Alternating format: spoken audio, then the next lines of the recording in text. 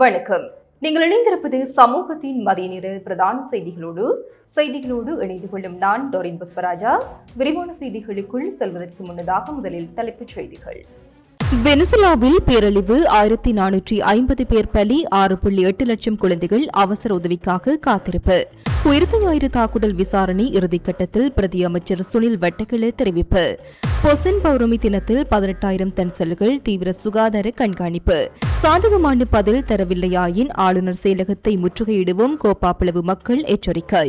அம்பாறை மாவட்ட வைத்தியசாலைகளில் இன்று 24 மணித்தியால வேலைநிறுத்தம்.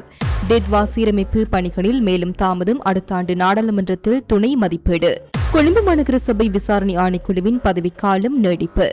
உடப்பில் கடல் சீற்றும் பலத்த காற்று, கடலுக்கு செல்லாத மீனவர்கள் 36 மணி நேரம் ஆபத்து. வீட்டில் மயங்கி விழுந்த ஆசிரியை உயிரிழப்பு, ஏறாவூரில் துயர சம்பவம். அவை எமது தலைப்புச் செய்திகள். இனி தொடர்பான விரிவான செய்திகள். வெனிசுலாவில் ஏற்பட்ட 2 சக்தி வாய்ந்த நில அதிர்வுகளால் நாடு முன்னெப்போதும் இல்லாத மனிதாபிமான நெருக்கடியை எதிர்கொண்டு உள்ளது. மீட்புப் பணிகள் தீவிரமாக முன்னெடுக்கப்பட்டு வரும் நிலையில் உயிரிழப்புகள் மற்றும் சேதங்கள் தொடர்பான அதிர்ச்சிகரமான தகவல் வெளியாகியுள்ளன. சர்வதேச ஊடகங்களின் தகவலின்படி இந்த இரட்டை நில அதிர்வுகளால் இதுவரை 1450 பேர் உயிரிழந்ததுடன் 3150 பேர் காயமடைந்துள்ளனர். மேலும் 12,721 பேர் தங்களது வீடுகளை இழந்து இடம்பெயர்ந்துள்ளதாகவும் தெரிவிக்கப்பட்டுள்ளது. அத்துடன் 774 கட்டடங்கள் முற்றிலுமாக இடிந்து தரைமட்டமாகியுள்ளன. ஆயிரக்கணக்கானோர் இன்னும் காணாமல் போயுள்ளதாக கூறப்படும் நிலையில் அமெரிக்கா, கொலம்பியா மற்றும் மெக்சிகோவை சேர்ந்த மீட்புக் குழுவினர் இடிபாடுகளுக்குள் சிக்கியிருந்த பல குழந்தைகளை உயிருடன் மீட்டுள்ளமை நம்பிக்கையை ஏற்படுத்தியுள்ளது. நில அதிர்வுகளால் பாதிக்கப்பட்ட மக்களுக்கு உதவுவதற்காக சர்வதேச நாடுகள் ஆதரவை அதிகரித்து வருகின்றன. குறிப்பாக அமெரிக்கா நூற்றுக்கணக்கான மில்லியன் டாலர் நிதியுதவியை அறிவிக்க தயாராக இருப்பதாக தெரிவிக்கப்பட்டுள்ளது. ஏற்கனவே அரசியல் மற்றும் பொருளாதார நெருக்கடிகளை எதிர்கொண்டு வரும் வெனிசுலாவிற்கு இந்த இயற்கை பேரழிவு மேலும் பாரிய சவாலாக மாறியுள்ளது. இதற்கிடையில் நில அதிர்வுகளை தொடர்ந்து சுமார் 6,80,000 குழந்தைகளுக்கு அவசர மனிதாபிமான உதவிகள் தேவைப்படுவதாக யுனிசெஃப் தெரிவித்துள்ளது. மேலும் மொத்தம் 1.8 மில்லியன் மக்கள் ஏதோ ஒரு வகையான உதவிக்காக காத்திருப்பதாகவும் ஐக்கிய நாடுகள் சபையின் அந்த அமைப்பு மதிப்பிட்டுள்ளது. வெனிசுலாவிற்கான யுனிசெஃப் பிரதிநிதி மானுவல் ட்ரோட்ரிக் புமாரோல் கூறுகையில், மருத்துவமனைகள் நோயாளிகளின் எண்ணிக்கையை சமாளிக்க முடியாத அளவிற்கு நெருக்கடியில் இருப்பதுடன் ஆயிரக்கணக்கான குழந்தைகள் பாதுகாப்பான குடிநீர் மற்றும் அடிப்படை வசதிகளின்றி கடுமையாக பாதிக்கப்பட்டுள்ளதாக தெரிவித்துள்ளார். சூப்பர் ஸ்டோரின் கல்யாணி அன்னபூரணி பிராண்டில் அன்றாட வாழ்க்கையின் அனைத்து பொருட்களையும் ஒரே இடத்தில் பெற்றுக்கொள்ள உயிர்த்த ஞாயிறு குண்டு தாக்குதலின் பிரதான சூத்திரதாரியை கண்டுபிடிக்க நீண்டகாலம் சென்ற நிலையில் தற்போது அதன் இறுதிக்கட்டத்திற்கு வந்திருக்கின்றோம் என பொதுமக்கள் பாதுகாப்பு பிரதி அமைச்சர் சுனில் வட்டக்கிள தெரிவித்தார். கோமாகம பிரதேசத்தில் நேற்று இடம்பெற்ற போதைப்பொருள் ஒழிப்பு வேலை திட்டத்தில் கலந்து கொண்டு உரையாற்றுகையிலேயே இவ்வாறு தெரிவித்தார். உயிர்த்த ஞாயிறு குண்டு தாக்குதலின் பிரதான சூத்திரதாரியை கண்டுபிடிக்க நாங்கள் நீண்ட காலமாக முயற்சித்து வருகின்றோம். தற்போது அதன் இறுதிக்கட்டத்திற்கு வந்திருக்கின்றோம். அதேபோன்று போதைப்பொருள் கடத்தல்காரர்களின் பிரதான சூத்திரதாரிகள் யார் என குறிப்பிட்ட அளவானவர்களை இனம் கண்டிருக்கின்றோம். போதைப்பொருளுடன் நேரடியாக தொடர்புடைய வியாபாரிகளையே நாங்கள் ஆரம்பமாக இனம் கண்டோம். தற்போது உயிர்த்த ஞாயிறு பிரதான சூத்திரதாரியை போன்றே இந்த போதைப்பொருள் கடத்தல்களுக்கு பின்னால் இருந்து பிரதான சூத்திரதாரிகளை எங்களுக்கு கைது செய்ய முடியுமாக இருந்தது. இவர்கள் மனிதர்களை கொலை செய்யவும் பணம் எடுக்கின்றார்கள், மனிதர்களை பாதுகாக்கவும் பணம் எடுக்கின்றார்கள், மக்களிடமிருந்து சம்பளமும் பெறுகின்றார்கள். இந்த 3 விடயங்களும் கடந்த காலங்களில் இடம்பெற்றிருப்பது அண்மையில் இடம்பெற்ற கைதுகளின் மூலம் தெரிந்து கொள்ளலாம். அதேபோன்று இதற்கு முன்னர் ஒருபோதும் இடம்பெறாத வகையில் போலீஸ் திணைக்களம், குற்றப்புலனாய்வு பிரிவு, வெளிநாடுகளில் மறைந்திருக்கும் போதைப்பொருள் வியாபாரிகள், திட்டமிடல் குற்றவாளிகளை சிவப்பு மற்றும் நிலப்பிடியாணை அடிப்படையில் கைது செய்து நாட்டுக்கு கொண்டுவர நடவடிக்கை எடுத்துள்ளனர். தற்போது அந்த வலையமைப்பும் பதற்றமடைந்துள்ளது. அதனால் மக்கள் தற்போது நிம்மதியாக வாழ முடியுமான சூழல் ஏற்பட்டு வருகிறது என தெரிவித்தார். பொசன் பௌர்ணமி தினத்தை முன்னிட்டு நாடளாவிய ரீதியில் 18,000க்கும் மேற்பட்ட தன்சல்கள் பதிவு செய்யப்பட்டுள்ளதாக சுகாதார பரிசோதகர்கள் சங்கம் தெரிவித்துள்ளது. அதற்கமைய இதுவரையில் 18,412 தன்சல்கள் பதிவு செய்யப்பட்டுள்ளதாக அச்சங்கத்தின் செயலாளர் சமில் முத்துக்குட தெரிவித்துள்ளார். இன்று மற்றும் நாளை நடத்தப்படவுள்ள இந்த தன்சல்கள் பரிசோதனைக்கு உட்படுத்தப்படவுள்ளதுடன் பொசன் வலயங்களை சுற்றியுள்ள வர்த்தக நிலையங்கள் மற்றும் தற்காலிக பொசன் வர்த்தக நிலையங்களும் இந்த வாரம் முழுவதும் பரிசோதனைக்கு உட்படுத்தப்படவுள்ளன. இதேவேளை தன்சல்களில் உணவு மற்றும் பானங்களை வழங்கும் போது பிளாஸ்டிக் பயன்பாட்டை தவிர்க்குமாறு தன்சல் ஏற்பாட்டாளர்களிடம் பொது சுகாதார பரிசோதகர்கள் சங்கம் கோரிக்கை விடுத்துள்ளது. விடுத்துள்ளது. சூடான மற்றும் குளிர்ந்த உணவுகளை பொலித்தீன் பைகளில் சேமித்து வைப்பது மிகவும் ஆபத்தானது என்றும் இதுகுறித்து அதிக கவனம் செலுத்தி செயலாற்றுமாறும் தன்சல் ஏற்பாட்டாளர்களுக்கு பொது சுகாதார பரிசோதகர்கள் சங்கம் அறிவுறுத்தியுள்ளது. மேலும் தற்போது பெரும் தொற்று நிலையை எட்டியுள்ள டெங்கு நோய் நிலைமை குறித்தும் அவதானம் செலுத்துமாறு பொது சுகாதார பரிசோதகர்கள் சங்கம் குறிப்பிட்டுள்ளது. முல்லைத்தீவு கரைத்துறைப்பற்று பிரதேச செயலாளர் பிரிவுக்கு உட்பட்டு கோப்பாப்புலவில் ராணுவத்தினரால் ஆக்கிரமிக்கப்பட்டு தமது பூர்வீக காணிகளை விடுவிக்க வலியுறுத்தி காணிகளுக்குரிய மக்கள் 6வது நாளாக இன்றைய தினம் தொடர் போராட்டத்தில் ஈடுபட்டுள்ளனர். குறிப்பாக கேப்பாப்புலவில் 55 குடும்பங்களுக்குரிய 59.5 ஏக்கர் பூர்வீக வாழ்விட காணிகளும் 4 குடும்பங்களுக்குரிய 100 ஏக்கர் மத்திய வகுப்பு காணிகளும் 3 குடும்பங்களுக்குரிய 11.5 ஏக்கர் தோட்ட காணிகளுமாக 171 ஏக்கர் காணிகள் ராணுவத்தினரால் ஆக்கிரமிக்கப்பட்டுள்ள நிலையில் தற்போது மக்கள் பூர்வீக வாழ்விடமாக கொண்டு 55.5 ஏக்கர் காணியை முதற்கட்டமாக உடனடியாக விடுவிக்குமாறு கோரிக்கை விடுத்து மக்கள் தொடர் போராட்டத்தை மேற்கொண்டு வருகின்றனர். போராட்டத்தின் போது ஊடகங்களுக்கு கருத்து தெரிவித்த கேப்பாப்புலவு மக்கள், எங்களுடைய வாழ்க்கையே போராட்டம், போராட்டமே வாழ்க்கை என்ற நிலைக்கு உள்ளாகி இருக்கின்றோம். இனியும் இந்த போராட்டத்தை நீண்ட நாட்களாக வீதியில் இருந்தோ அல்லது மகஜர் வழியாகவோ மேற்கொள்ளாத மிக குறுகிய காலத்திலேயே எங்களுடைய போராட்டத்தை நிறைவு செய்ய தீர்மானித்துள்ளோம். ஆளுநரிடம் நாங்கள் விடுத்த கோரிக்கை ராணுவத்தினால் எங்களிடம் முன்வைக்கப்பட்டு அநீதியான கோரிக்கைகளுக்கு தீர்ப்பு வழங்கி எங்களுடைய காணிகளை பெற்றுத்தர வேண்டும் என்பதை அல்லது உடனடியாக சாதகமான பதில் தர வேண்டும் என்ற கோரிக்கையை முன்வைத்தோம். இதுவரையும் முடியவில்லை. ஆளுநர் இங்கு வரவில்லை அல்லது சாதகமான முடிவு தரவில்லை என்றால் நாங்கள் ஆளுநர் செயலகம் சென்று செயலகத்திற்கு முன்பாக எழுச்சி பேரணியை மேற்கொள்வதாக தீர்மானித்துள்ளோம். இதற்கிடையில் எங்களுக்கு சாதகமான பதிலை தர வேண்டும் என கேப்பாப்புலவு மக்கள் கேட்டு நிற்கின்றனர்.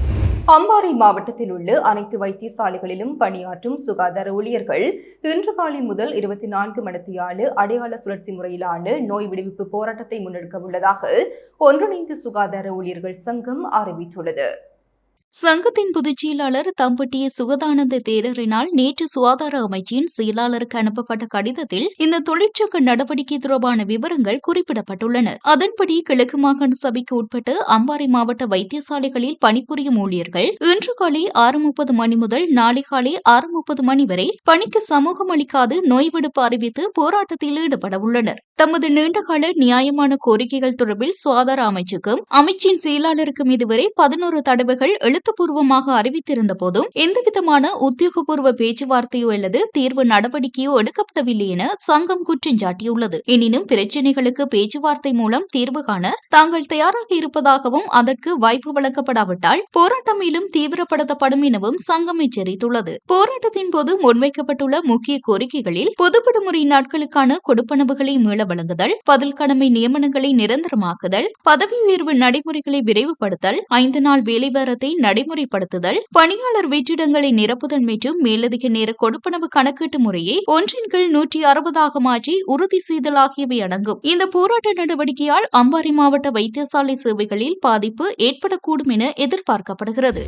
சீரற்ற காலநிலை காரணமாக 2025ஆம் ஆண்டின் இறுதிப் பகுதியில் ஏற்பட்ட சேதங்களை சீரமைக்கும் அனைத்து பணிகளையும் 2026ஆம் ஆண்டுக்குள் நிறைவு செய்ய முடியாது என 2027ஆம் ஆண்டுக்காக நிதியமைச்சு வெளியிட்டுள்ள நிதி மூலோபாய அறிக்கையில் தெரிவிக்கப்பட்டுள்ளது. அனர்த்தத்தினால் ஏற்பட்ட அழிவுகளை சீரமைப்பதற்காக 2026ஆம் ஆண்டில் 500 பில்லியன் ரூபாய் மேலதிக நிதி ஒதுக்கீட்டை பாராளுமன்றம் அங்கீகரித்திருந்தாலும் மீள்குடியேற்ற திட்டங்களின் பரந்தளவு மற்றும் அவற்றின் சிக்கலான தன்மை காரணமாக அனைத்து பணிகளையும் இந்த ஆண்டுக்குள் நிறைவு செய்ய இயலாது என அறிக்கை சுட்டிக்காட்டுகிறது. மேலும் 2026ஆம் ஆண்டுக்கான அங்கீகரிக்கப்பட்ட மேலதிக நிதி ஒதுக்கீட்டில் பயன்படுத்தப்படாத தொகையை 2027ஆம் ஆண்டுக்கு எடுத்துச் செல்வதற்கு பொது நிதி முகாமைத்துவ சட்டத்தின் கீழ் சட்டப்பூர்வ ஏற்பாடுகள் இல்லை என்றும் அதில் குறிப்பிடப்பட்டுள்ளது. இதனால் இன்னும் நிறைவு செய்யப்பட வேண்டிய பணிகளுக்கு தேவையான நிதியின் அளவு 2026ஆம் ஆண்டின் இறுதியில் மேற்கொள்ளப்படும் மதிப்பீட்டின் பின்னரே தீர்மானிக்கப்படும் என அறிக்கையில் தெரிவிக்கப்பட்டுள்ளது. அதேவேளை இந்த தேவைகளில் ஒரு பகுதியை 2027ஆம் ஆண்டுக்கான முதன்மை செலவு வரம்பிற்குள் நிர்வகிக்க முடியும் என்றாலும் மீதமுள்ள பணிகளை நிறைவு செய்ய மேலதிக வரவு செலவு திட்ட நிதி ஒதுக்கீடு தேவைப்படலாம் என்றும் அந்த நிதியின் அளவு மற்றும் அது எப்போது தேவைப்படும் என்பது தற்போது உறுதியாக கணிக்க முடியாத நிலை காணப்படுவதாகவும் நிதி மூலோபாய அறிக்கை குறிப்பிட்டுள்ளது. Blue Ocean Group of Companies இலங்கையின் வளர்ச்சியோடு உங்கள் வாழ்க்கையையும் உயர்த்துகிறோம். கொழும்பு மாநகர சபையில் இடம்பெற்றதாக கூறப்படும் ஊழல் மற்றும் முறைகேடுகள் குறித்து விசாரிக்கும் ஜனாதிபதி விசாரணை ஆணைக்குழுவின் பதவிக்காலம் எதிர்வரும் டிசம்பர் 31 வரை நீடிக்கப்பட்டு அதிவிசேட வர்த்தமானி அறிவித்தல் வெளியிடப்பட்டுள்ளது. இந்த பதவிக்கால நீடிப்பை ஜனாதிபதி அனுரகுமார திசாநாயக்க வழங்கியுள்ளார். கடந்த ஆண்டு டிசம்பர் 30 முதல் நடைமுறைக்கு வரும் வகையில் அமைக்கப்பட்ட இந்த ஆணைக்குழுவின் பதவிக்காலம் இன்று முடிவடையவிருந்த நிலையில் விசாரணைகளை நிறைவு செய்து இறுதி அறிக்கையை சமர்ப்பிப்பதற்காக இந்த கூடுதல் அவகாசம் வழங்கப்பட்டுள்ளது. 2010 ஆண்டு முதல் 2025 ஆண்டு வரையிலான காலப்பகுதியில் கொழும்பு மாநகர சபைக்குள் நடைபெற்ற ஊழல், மோசடி, நம்பிக்கை துரோகம் மற்றும் சொத்துக்களை முறைகேடாக பயன்படுத்துதல் போன்ற குற்றச்சாட்டுகள் குறித்து விசாரிக்கும் பொறுப்பு இந்த ஆணைக்குழுவிற்கு வழங்கப்பட்டுள்ளது. ஓய்வு பெற்ற மேல் நீதிமன்ற நீதிபதி பியசேன ரணசிங்க, கணக்காளர் ERMSH ஏக்கநாயக்க மற்றும் காவல்துறையின் முன்னாள் சிரேஷ்ட காவல் கண்காணிப்பாளர் DS விக்ரமசிங்க ஆகியோர் இந்த ஆணைக்குழுவின் உறுப்பினர்களாக உள்ளனர். நாடாளுமன்ற சபாநாயகர் ஜகத் விக்ரமரத்னவிற்கு எதிராக மிக விரைவில் நம்பிக்கையில்லா பிரேரணை ஒன்றை கொண்டு வருவதற்கு எதிர்க்கட்சிகள் தீர்மானித்துள்ளன என்று தகவல்கள் வெளியாகியுள்ளன.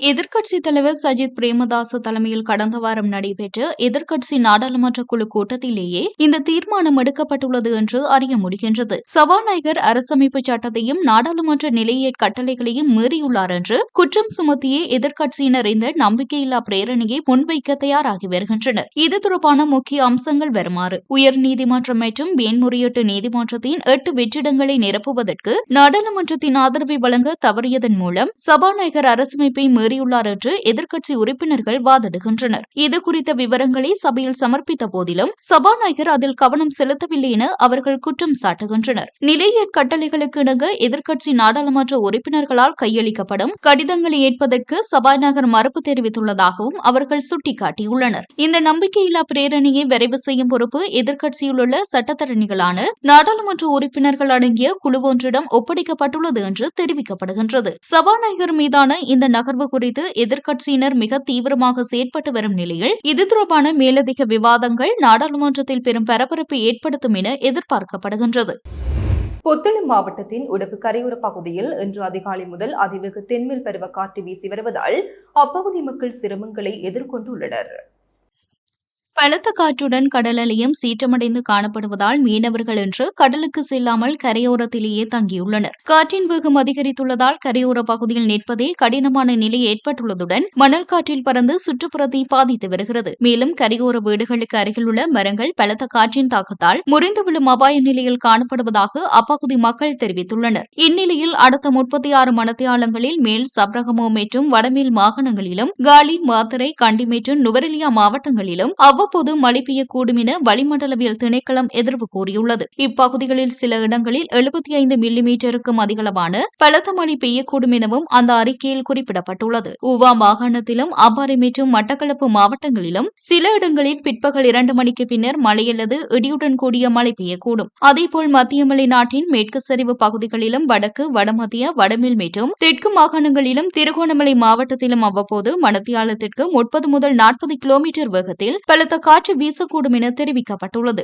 இடியுடன் கூடிய மழையின் போது தற்காலிகமாக வீசக்கூடிய பலத்த காற்று மற்றும் மின்னல் தாக்கங்களினால் ஏற்படக்கூடிய பாதிப்புகளை குறைத்துக் கொள்வதற்கு தேவையான நடவடிக்கைகளை எடுக்குமாறு வளிமண்டலவியல் திணைக்களம் பொதுமக்களை கேட்டுக் கொண்டுள்ளது. ஏறாவூரில் அரசு பாடசாலை ஆசிரியை ஒருவர் வீட்டில் தனியாக இருந்தபோது மயங்கி விழுந்து உயிரிழந்துள்ளதாக உறவினர்கள் தெரிவித்துள்ளனர்.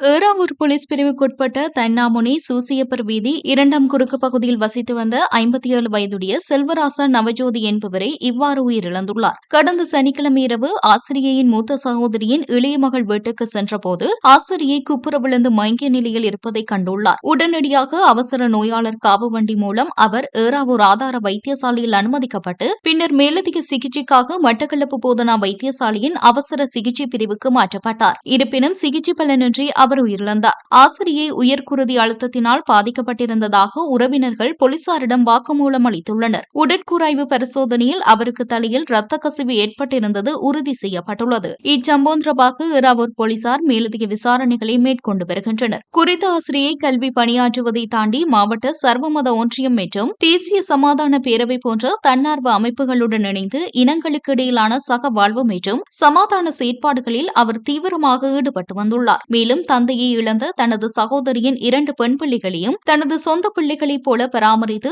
அவர்களை பல்கலைக்கழக படிப்பு வரை படிக்க வைத்த பெருமை இவரையே சாரும் என சமூக ஆர்வலர்கள் புகழஞ்சலி செலுத்தி வருகின்றனர். ராயல்டி என்ஜினியரிங் வழங்கும் நவீன அடுக்குமாடி குடியிருப்புகள் இப்போது விற்பனைக்கு. Colombo 6 Wellawatte bus line hall ரோட்டுக்கு மிக அருகாமையில். 15 ஆண்டுகளுக்கு பிறகு சீனாவில் நடைபெற்ற ஒரு சர்வதேச அளவிலான சமையல் போட்டியில் இலங்கை வெற்றி பெற்று சமையல் துறையில் புதிய சாதனைகளை படைத்துள்ளது. 2026 கோடைக்கால சமையல் கலைஞர்கள் போட்டியில் இலங்கை சமையல் குழு வெள்ளிப் பதக்கத்தை வென்று சர்வதேச சமையல் துறையில் நாட்டின் பெயரை பொன்னெழுத்துக்களில் பொறித்துள்ளது. இந்த போட்டி சீனாவின் ஹிங்டாவோவில் ஜூன் 26 மற்றும் 27 ஆகிய திகதிகளில் நடைபெற்றது. சீனா, ரஷ்யா, கசகஸ்தான், உஸ்பெகிஸ்தான் மற்றும் அசர்பைஜான் போன்ற சக்தி வாய்ந்த நாடுகளை பிரதிநிதித்துவப்படுத்தும் அணிகள் இந்த போட்டியில் பங்கேற்றன. இந்த நிகழ்வு உலகின் மிகவும் திறமையான பல சமையல் கலைஞர்களை ஒன்றிணைத்தது. தலைமை சமையல் கலைஞர் நிஷாத் சமரநாயக்க மற்றும் உதவி சமையல் கலைஞர் மனோஜ் லியனகி ஆகியோர் சீனாவின் பீஜிங்கில் அமைந்துள்ள ஒரு இலங்கை உணவகத்தை பிரதிநிதித்துவப்படுத்தி இந்த போட்டியில் பங்கேற்றனர். இலங்கைக்கு உரித்தான பாரம்பரிய பால் சாதம் மற்றும் தேங்காய் ரொட்டி உள்ளிட்ட பல இலங்கை சமையல் குறிப்புகளை அவர்கள் வழங்கினர். இலங்கை மசாலா பொருட்களால் சுவையூட்டப்பட்ட இந்த உணவுகள் உயர்மட்ட சீன சமையல் கலைஞர்கள் மற்றும் சர்வதேச உணவு நிபுணர்களிடமிருந்து பெரும் பாராட்டையும் புகழையும் பெற்றனர். அமெரிக்க ஜனாதிபதி ட்ரம்ப் தனது சொந்த படம் மற்றும் கையெழுத்துடன் கூடிய புதிய சிறப்பு பதிப்பு பாஸ்போர்ட்டை அறிமுகப்படுத்தியுள்ளார். சமூக வலைதள பக்கத்தில் இந்த பாஸ்போர்ட்டின் மாதிரி படத்தை அவர் பகிர்ந்துள்ளார். அமெரிக்க வரலாற்றிலேயே பதவியில் இருக்கும் ஒரு ஜனாதிபதியின் படம் அதிகாரப்பூர்வ பயண ஆவணத்தில் இடம்பெறுவது இதுவே முதல் முறையாகும். வரலாற்று சிறப்புமிக்க அமெரிக்க சுதந்திர பிரகடன உரையின் பின்னணியில் ஜனாதிபதி ட்ரம்ப் தனது மேஜையில் சாய்வாக நிற்பது போன்ற ஒரு கம்பீரமான புகைப்படம் இடம்பெற்றுள்ளது. அதன் கீழே அவரது கையெழுத்தும் பொறிக்கப்பட்டுள்ளது. அடுத்த பக்கத்தில் ஜாம் டம்பிள் வரைந்த புகழ்பெற்ற சுதந்திர பிரகடன ஓவியமும் அதனுடன் ஒருங்கிணைந்த அமெரிக்க 250 வாசகமும் அச்சிடப்பட்டுள்ளது. வெள்ளை மாளிகை இந்த சிறப்பு பதிப்பு பாஸ்போர்ட்டிற்கு தேசபக்தர் பாஸ்போர்ட் என்று பெயரிட்டுள்ளது. அமெரிக்கா சுதந்திரம் அடைந்து 250 ஆண்டுகள் நிறைவடைந்ததை கொண்டாடும் வகையில் இந்த சிறப்பு பதிப்பு பாஸ்போர்ட் வெளியிடப்படுகிறது. இத்துடன் சமூகத்தின் மதிய நேர பிரதான செய்திகள் நிறைவு பெறுகின்றன. தொடர்ந்தும் சமூகத்தோடு இணைந்திருங்கள். எமது RIP பேச்சுக்கு கிடைத்த மரண அறிவித்தல்கள். புங்குடுதீவு 2ஆம் வட்டாரத்தை பிறப்பிடமாகவும் கனடாவை வதிவிடமாகவும் கொண்டிருந்த திருமதி கௌரி சரவணமுத்து அவர்கள் 28/6/2026 ஞாயிற்றுக்கிழமை அன்று கனடாவில் இறைபதம் அடைந்தார். மஸ்கலியா நல்ல தண்ணி கீழ் பிரிவை பிறப்பிடமாகவும் வதிவிடமாகவும் கொண்டிருந்த திரு கந்தசாமி கிட்னராசா அவர்கள் 27/6/2026 சனிக்கிழமை அன்று காலமானார். நுவரேலியா கட்டுக்கிதிலை ஹெல்படை மத்திய பிரிவை பிறப்பிடமாகவும் புசல்லாவை மெல்போர்ட் தோட்டத்தை வசிப்பிடமாகவும் கொண்டிருந்த திரு பிச்சை கருப்பையா அவர்கள் 2026/6/28 ஞாயிற்றுக்கிழமை அன்று இறைவனடி சேர்ந்தார். திருகோணமலை மூதூர் கட்டைப்பறிச்சான் தெற்கு அம்மன் நகரை பிறப்பிடமாகவும் வதிவிடமாகவும் கொண்டிருந்த ரவீந்திரன் கோகிலா அவர்கள் 2026/6/27 சனிக்கிழமை அன்று இறைப்பதம் அடைந்தார். மேலே அறிவிக்கப்பட்ட அனைத்து மரண அறிவித்தல் இறுதிக்கிரியை பற்றிய தகவல்களை அறிந்து கொள்ள ரிப்டாட் பேஜை பார்வையிடுங்கள். இதற்கான லிங்க் கீழிருக்கும் டிஸ்கிரிப்ஷனில் பார்வையிடலாம். இது போன்ற செய்திகளை தெரிந்து கொள்ள சமூகம் நியூஸ் சேனலை சப்ஸ்கிரைப் செய்து அருகில் உள்ள பெல் பட்டனை கிளிக் செய்யுங்கள். மேலும் இது போன்ற செய்திகளை உடனுக்குடன் தெரிந்து கொள்ள சமூகமீடியா.com என்ற இணையதளத்தின் வாயிலாகவும் எங்களுடன் இணைந்திருங்கள்.